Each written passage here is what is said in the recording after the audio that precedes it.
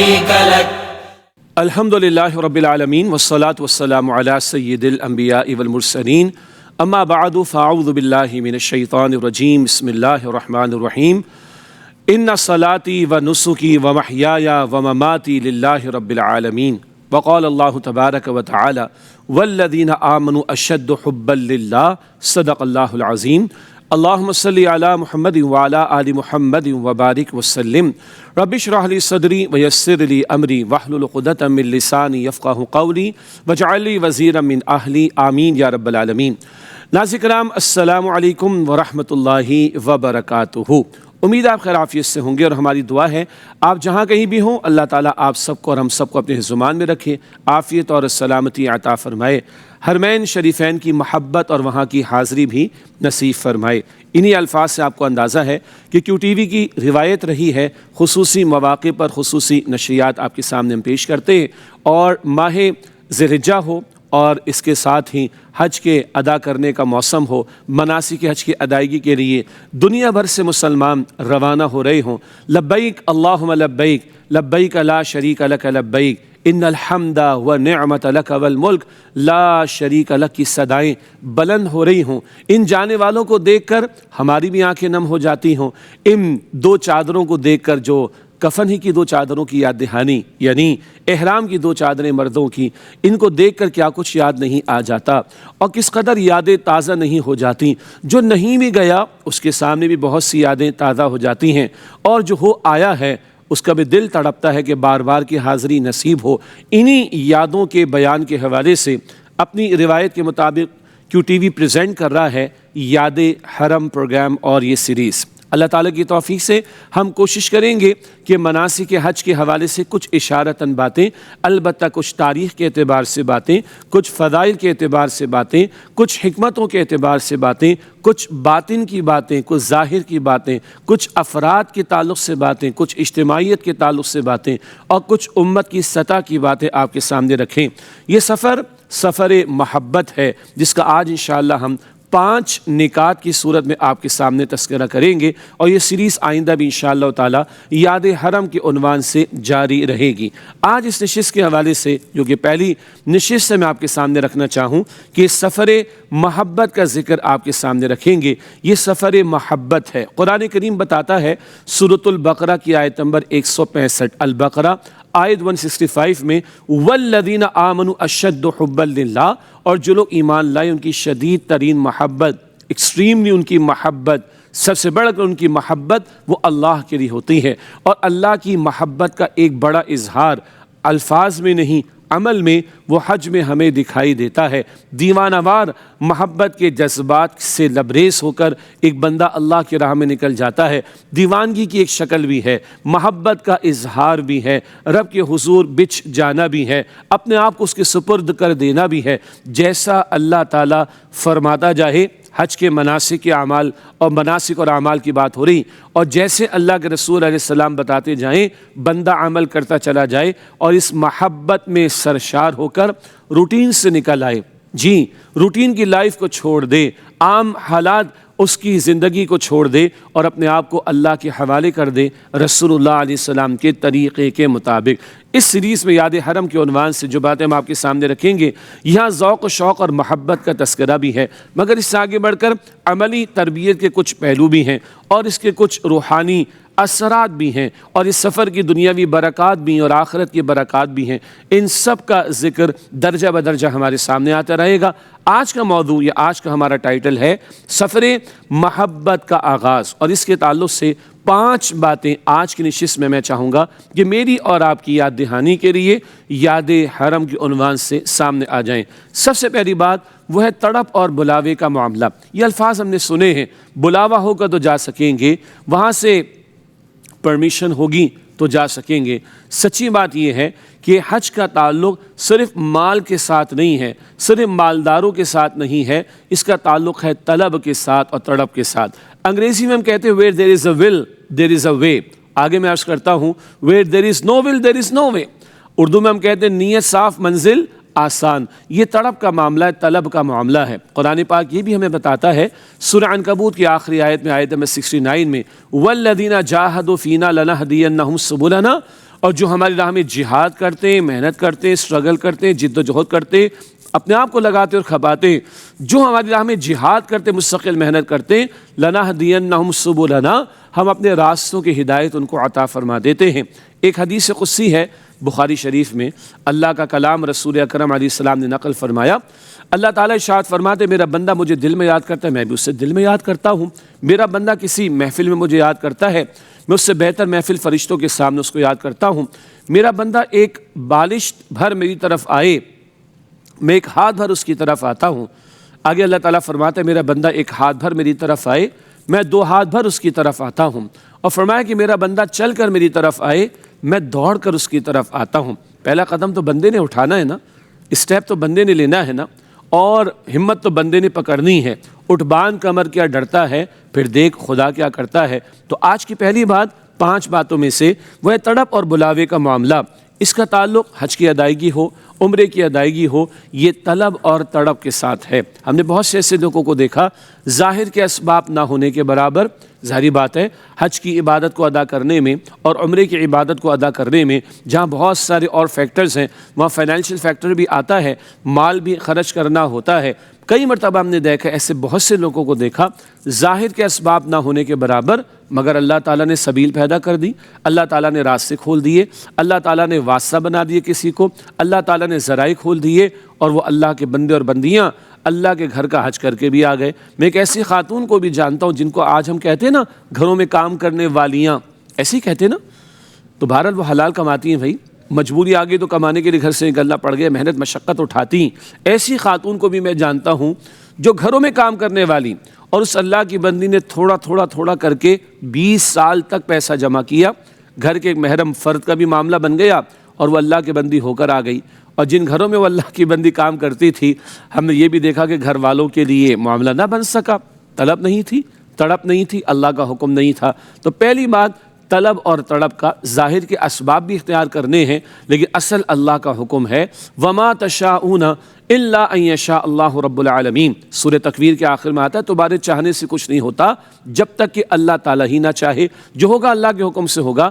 البتہ طلب اور تڑپ بندے کو پیدا کرنی ہوگی۔ یقیناً ہمارے ناظرین میں سے بہت سے ایسے لوگ ہوں گے جنہوں نے خانہ کعبہ کا دیدار ٹیلی ویژن کی اسکرین پر کیا ہوگا، اسمارٹ فون کی اسکرین پر کیا ہوگا، مگر ان کے دل میں بھی تو ایک احساس ہے، جذبہ ہے، دل میں طلب پیدا کریں، دل میں تڑپ پیدا کریں۔ اور اگر رائٹ نہ ہو، ابھی ایک احساس پیدا ہوا، ابھی اللہ سے مانگیں، اللہ ہم سب کو اپنے گھر کا دیدار نصیب فرمائے اور وہاں کی برکات سے استفادے کی توفیق عطا فرمائے، اللہ روضہ رسول صلی اللہ علیہ وسلم کی حاضری نصیب فرمائے، اور اللہ تعالیٰ وہاں کی حاضری بار بار ہمیں نصیب فرمائے۔ جانے والوں کی دعاؤں میں اللہ تعالیٰ ہمارا حصہ شامل کر دے اور ہمیں بھی ایسا بنا دے کہ ہم بھی جانے والے بن جائیں۔ اس سفر محبت کے تعلق سے آغاز کی بات ہو رہی ہے، تو پہلا نقطہ تو آ گیا طلب اور تڑپ کے اعتبار سے۔ دوسرا نقطہ وہ ہے نیت کی پاکیزگی۔ یہ بڑا اہم معاملہ ہے، دکھاوے سے پاک، صرف اللہ کی رضا کا حصول یہ مقصود ہونا چاہیے۔ بچپن سے حدیث ہمیں یاد ہے، بچے کو یاد ہے، انما الاعمال بالنیات، اعمال یعنی نیکیوں کی قبولیت کا دار و مدار نیتوں پر ہے۔ Verily actions are based on intentions۔ تو جس طرح کی نیت ہوگی ویسے ہی معاملہ ہوگا۔ اخلاص سے نیت، چنانچہ قرآن کریم میں سورۃ الانعام آیت نمبر 162 میں ہم سے کہلوایا گیا، قربانی کے موقع پر بھی یہ دعا کے طور پر یہ الفاظ ہم ادا کرتے ہیں۔ سورہ انعام آیت نمبر 162 میں ہے ان صلاتی و نسکی و محیای و مماتی للہ رب العالمین، بے شک میری نماز اور میری قربانی اور میرا جینا اور میرا مرنا سب کچھ اللہ رب العالمین کے لیے، وہ اللہ جو تمام جہانوں کا رب ہے۔ سارا زندگی بھر کا معاملہ کیا ہے؟ اگر نیت میں کھوٹ تو دکھاوے کا عمل تو شرک ہے۔ مسند احمد کی روایت، رسول اکرم صلی اللہ علیہ وسلم نے ارشاد فرمایا من صلی یرائی فقط اشرک ومن تصدق یرائی فقط اشرک ومن صام یرائی فقط اشرک، جس نے دکھاوے کی نماز ادا کی اس نے شرک کیا، جس نے دکھاوے کا صدقہ دیا اس نے شرک کیا، جس نے دکھاوے کا روزہ رکھا اس نے شرک کیا۔ دکھاوے کا عمل، شو آف کرنا، یہ تو شرک ہے۔ اللہ تعالیٰ دکھاوے سے محفوظ رکھے تمام حجاج کرام کو بھی اور ہم سب کو بھی، ہمارے حج عمرے کی کیفیات اور اعمال ہوں یا دیگر عبادات اور نیکیاں ہوں، اللہ ہم سب کو اخلاص سے نیت عطا فرمائے۔ ساتھ ساتھ ایک اور بات کو بھی سمجھ لیتے ہیں، بہت سے لوگوں کو حاجی صاحب کہلوانے کا بڑا شوق ہوتا ہے، الحاج انورٹڈ کاما میں لکھوانے کا بڑا شوق ہوتا ہے، کوئی نہ پکارے تو افسوس کا اظہار بھی کرتے ہیں۔ ایک بڑا سوال یہ ہے، 5 وقت کی نماز روزانہ فرض ہے، کوئی نمازی کہلواتے ہیں ہم اپنے آپ کو؟ سالانہ بنیادوں پر رمضان مبارک کے روزے فرض ہیں، ہم روزے دار کہلواتے ہیں اپنے آپ کو؟ نام میں لکھواتے ہیں نمازی، روزے دار فلاں آ گئے۔ یہ حج کے موقع پر آخر کیوں؟ بہت بڑا سوال ہے نا۔ نماز بھی تو فرض ہے، روزانہ 5 مرتبہ فرض ہے، اسی طریقے پر رمضان کے روزے سالانہ بنیادوں پر فرض ہیں، حج تو زندگی میں 1 مرتبہ صاحب استطاعت پر فرض ہے۔ تو یہ روزہ رکھنے والے، یہ نماز ادا کرنے والے، یہ تو ناموں میں ٹائٹل نہیں لگواتے نمازی شجاع الدین شیخ آ گئے، روزے دار شجاع الدین شیخ آ گئے، ایسا ہوتا ہے کبھی نہیں۔ تو حج کے موقع پر یہ حاجی صاحب لکھوانا کہلوانا، یہ الحاج کہلوانا لکھوانا آخر کیوں؟ ذرا توجہ کی ضرورت ہے۔ اللہ ہم سب کو دکھاوی کی شکل سے بچائے اور اللہ ہمارے اعمال میں اخلاص سے نیت ہم سب کو عطا فرمائے۔ تیسری بات، اس سفر محبت کے حوالے سے سفر کی تیاری بھی ہے۔ 2 اہم باتیں تو ہیں، حقوق العباد کی معافی اور دوسری بات حلال مال کی اہمیت۔ البتہ سفر کی تیاری میں ظاہر کے اسباب جو بھی ہیں، سفر کا سامان یہ بھی ہمارے پاس ہونا چاہیے تاکہ دوسروں پر ڈیپینڈنسی کا معاملہ، دوسروں کے لیے مشکلات پیدا کرنے کا معاملہ نہ آئے۔ اسی طریقے پر زاد راہ، راستے کا جو بھی خرچہ جو ہے ساز و سامان کے علاوہ کیش وغیرہ جو بھی وہ ہمارے پاس ہو۔ اب لوگ کہتے ہیں جناب ہم تو اسمارٹ ہو گئے ہیں اور اسمارٹ کارڈ استعمال کرتے ہیں اور پلاسٹک منی استعمال کرتے ہیں، اور جو کچھ بھی ہے بھائی بہرحال آج کی یہ فیسلٹیز ہیں ہمارے پاس ہونی چاہیے۔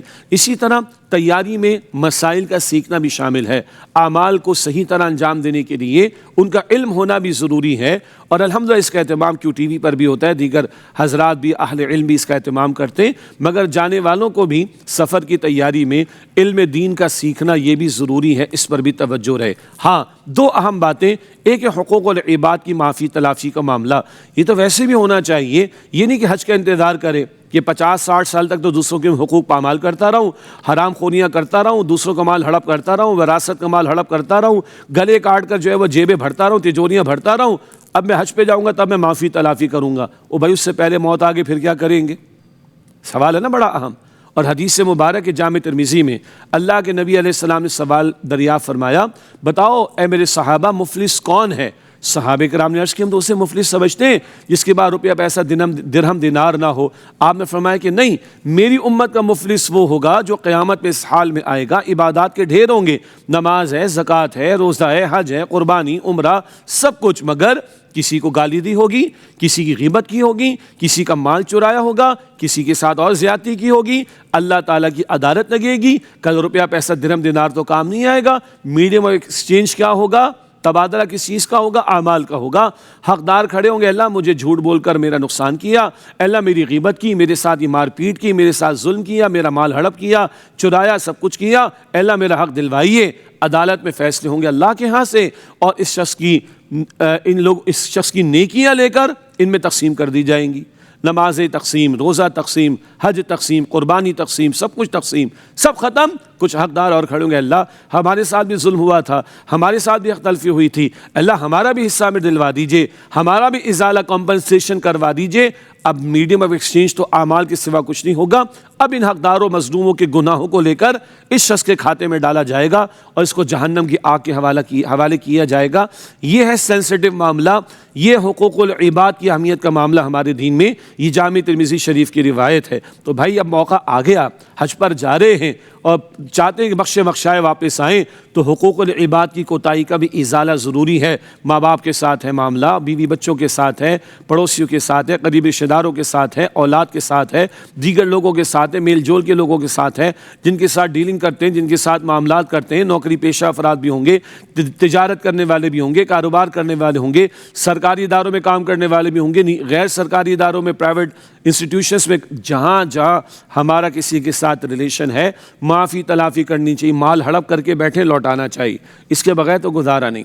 اسی طرح تیاری میں ذہن میں رکھیں مال حرام سے اپنے آپ کو بچانا ہے، مال حرام کے ساتھ دعا قبول نہیں ہوتی۔ مسلم شریف کی روایت، اللہ کے رسول علیہ السلام نے فرمایا ایک شخص دور دراز کا سفر کر کے آتا ہے، اتنا سفر کر کے آتا ہے، چہرے پر غبار، بالوں میں غبار، کپڑوں پر غبار، مٹی پڑی ہے، دھول مٹی سب کچھ ہے، اور ہاتھ اٹھا کر دعا کرتا ہے یا رب یا رب یا رب، اے میرے رب اے میرے رب اے میرے رب۔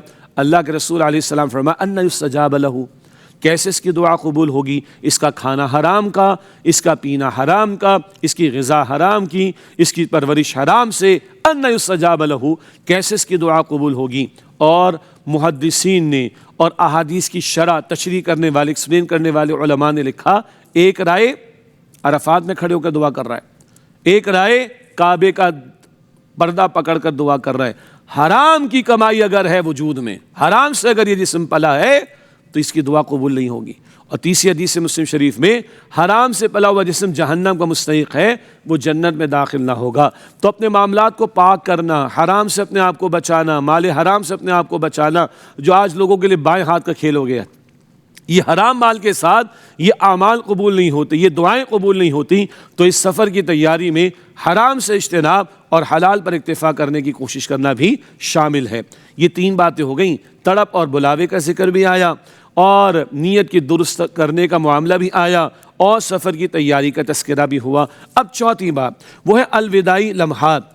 الوداع کہاں سے؟ گھر سے جا رہے ہیں نا، یہ تو آج کا دور ہے، 15 دن میں واپس آ گئے، 18 دن میں واپس آ گئے، 20 دن میں واپس آ گئے، 40 دن میں واپس آ گئے۔ کبھی وہ دور تھا کہ دور دراز سے لوگ آیا کرتے تھے اور گھر والوں کو امید نہیں ہوتی تھی پتہ نہیں واپس آئے گا کہ نہیں آئے گا۔ سفر کی مشقتوں کا معاملہ، راہ میں لٹ جانے کا معاملہ، کہیں ڈوب جانے کا معاملہ، کہیں جانوروں کا حملہ کر دیا جانا اس کا معاملہ، کچھ اور لٹ جانے کے معاملات، تو گھر والے بس الوداع ہی کہہ دیا کرتے تھے۔ آج کل تو بڑی آسانی ہے، طواف کر رہے ہیں تبھی اسمارٹ فون کھلا ہے، او بھائی بند کر دو خدا کے بندو۔ روضہ رسول صلی اللہ علیہ وسلم پر حاضری، موبائل فون ہاتھ میں چل رہا ہے، اللہ کے حضور کھڑے ہو کر عرفات میں دعائیں کرنی، اسمارٹ فون پہ لگے ہوئے۔ معاف کر دو بھائی، چھوڑ دو ان چیزوں کو، ڈائریکٹ کنیکٹ ہو جاؤ اللہ سبحانہ تعالیٰ کے ساتھ۔ دوبارہ چوتھی بات ہے الوداعی لمحات، کہ گھر والے بھی الوداع کہتے ہیں، ہم بھی گھر والوں کو الوداع کہہ کر جاتے ہیں۔ گھر چھوڑ جاتے ہیں نا، مال و دولت کو چھوڑ جاتے ہیں نا، تھوڑا پیسہ لے جاتے ساتھ اس کو چھوڑ دیں، گھر کے آرام کو چھوڑ جاتے ہیں نا، بیوی بچوں کو بھی چھوڑ جاتے ہیں نا، اسی طرح دنیا کو چھوڑ کر جانا ہے۔ انا للہ و انا الیہ راجعون۔ یاد رکھیں یہ حج کا سفر آخرت کے سفر کی یاد دہانی بھی کرا رہا ہے۔ اور مردوں کا لباس کیا ہے؟ حالت احرام 2 سفید چادریں۔ یہ 2 سفید چادریں کیا ہیں؟ یہ کفن کی یاد دہانی ہمیں کرا رہی ہوتی ہیں۔ اس اعتبار سے گھر کو رخصت کر کے جاتے ہیں، مال کو چھوڑ کر جاتے ہیں، کاروبار کو چھوڑ کر جاتے ہیں، رشتوں کو چھوڑ کر جاتے ہیں، اسباب کو چھوڑ کر جاتے ہیں۔ یہ جذبہ ذہن میں رکھیں، ایک دن اعلان ہوگا stop riding, your time is over, you have to move, you have to go۔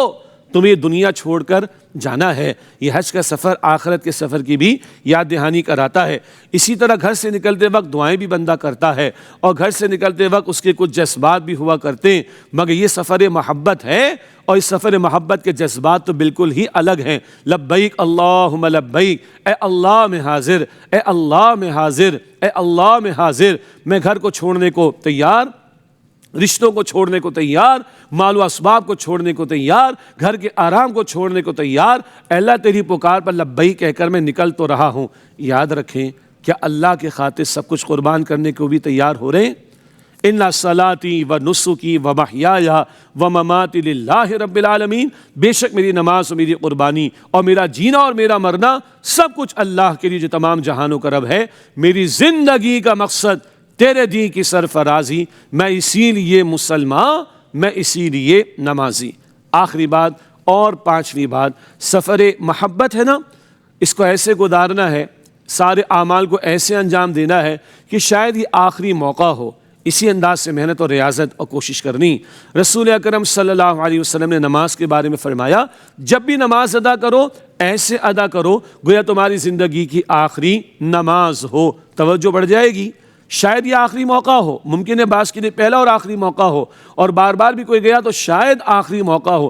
اس یقین کے ساتھ جب حرمین شریفین کی حاضری ہوگی، ان یادوں کو تازہ رکھیں گے، عبادت میں لطف بھی آئے گا، اعمال میں بھی لطف آئے گا، کنسنٹریشن بھی بڑھ جائے گی، اور محنت بھی بڑھ جائے گی، اور پھر بخشائے بھی لوٹیں گے۔ اللہ حج مبرور تمام حجاج کرام کو عطا فرمائے، اور یہ سفر محبت اس کی توفیق مجھے اور آپ کو بھی عطا فرمائے۔ طلب اور تڑپ کی بات بھی ہم نے سنی، نیت کو پاکیزہ رکھنے کا بات بھی آ گئی، سفر کی تیاری ظاہر اور باطن کے اعتبار سے بھی آ گئی، الوداعی لمحات، گھر کو چھوڑ کر جا رہے ہیں، کیا جذبات ہونے چاہیے، اور شاید یہ آخری موقع ہو، اس کو سامنے رکھ کر محنت کرنی۔ اللہ ہم سب کو بھی یاد حرم عطا فرمائے، حرمین شریفین کی حاضری عطا فرمائے اور حجاج کرام کے اعمال کو قبول فرمائے اور ان کی دعاؤں میں اللہ ہمارا حصہ شامل فرمائے۔ ناظرین کرام، یہ سیریز جاری رہے گی، اگلی نشست میں آپ سے ملاقات ہوتی ہے۔ وآخر دعوانا ان الحمد للہ رب العالمین، والسلام علیکم ورحمۃ اللہ وبرکاتہ۔